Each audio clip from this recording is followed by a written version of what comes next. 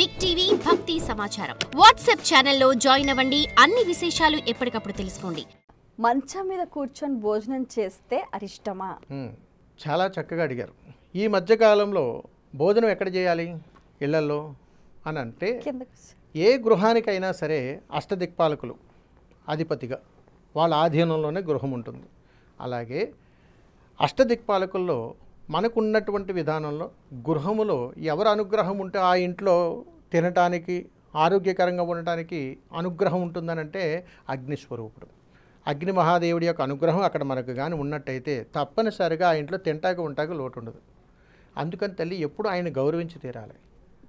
ఎప్పుడు కూడా ఆయన ఎప్పుడు గౌరవించి తీరాలి. అందుకని ఎప్పుడు కూడా మనం వంట చేస్తున్నప్పుడు కానీ, అదేవిధంగా ఏదైనా వంట చేస్తున్నప్పుడు మాట్లాడకూడని మాటలు, అందరినీ తిట్టుకోవడం, కుటుంబంలో ఉన్న వాళ్ళని తిట్టుకోవడం, వాళ్ళని వీళ్ళని ఇటు తరపు వాళ్ళని అటు తరపు వాళ్ళని, ఆడవాళ్ళు కానీ మగవాళ్ళు కానీ ఎవరైనా కానీ ఆగ్నేయ దిక్కులో వంటగదిలో ఉండగా కానీ వాడకూడని పదాలతో తిట్టుకోవడం కానీ ఇలాంటి పనులు చేసిన చోట ఆ ఇంట తింటాకి ఇబ్బందులు ఏర్పడతాయి. అందుకని ఎప్పుడు కూడా ఆగ్నేయ స్థానంలో వంటగదిలో మనం చేసుకునేటువంటి భుజించేటువంటి ఆహారం ఎక్కడ తినాలండి?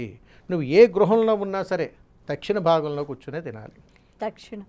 దక్షిణ భాగంలో కూర్చునే తినాలి. అందుకని మనకు ఒక్కొక్క స్థానానికి ఒక్కొక్క విధంగా అష్టదిక్పాల యొక్క అనుగ్రహం మన మీద ఉంటుంది. అందుకని తల్లి ఎప్పుడూ కూడా ఏ ప్రదేశం దేనికి కేటాయించిందో మనం అక్కడే చేయాలి. ఎప్పుడైనా మనం దూర ప్రాంతానికి వెళ్ళాం, మనకు అవకాశం కుదరలేదు, చెట్ల కింద కూర్చుని తింటాం, ఎక్కడైనా కింద కూర్చుని తింటాం, కారులో కూర్చుని తింటూ ఉంటాం, బల్ల మీద కూర్చుని తింటాం. అది అక్కడ బయటికి వెళ్ళినటువంటి పరిస్థితులు. మన ఇల్లే దేవాలయం, మన అమ్మా నాన్నే భగవత్ స్వరూపము, మనమే భక్తులము అని అనుకుని ఉన్నప్పుడు మన ఇంటిని ఎంత చక్కగా చూసుకోవాలి. ఎవరు ఎక్కడ పడితే అక్కడ తింటారు అని అంటే, ఏ ఇంట్లోనైతే నిరుపయోగంగా ఉన్నటువంటి వస్తువులు విలయతాండవం చేస్తూ ఉంటాయి, అవి ఎందుకు పనిచేయవు కానీ దాస్తూ ఉంటాం. అలాంటి గృహాలలో భోజనం ఎక్కడ చేస్తున్నారు పాపం వాళ్ళకు కూడా తెలియదు.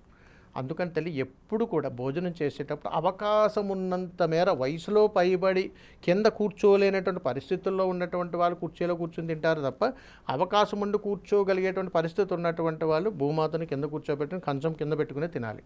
అందుకని తల్లి మంచాల మీద, దివానం కాట్ల మీద కూర్చొని భోజనం ఎప్పుడూ చేయకూడదు. ఇప్పుడు మనం ఏం చేస్తున్నాం? వెసులుబాటు.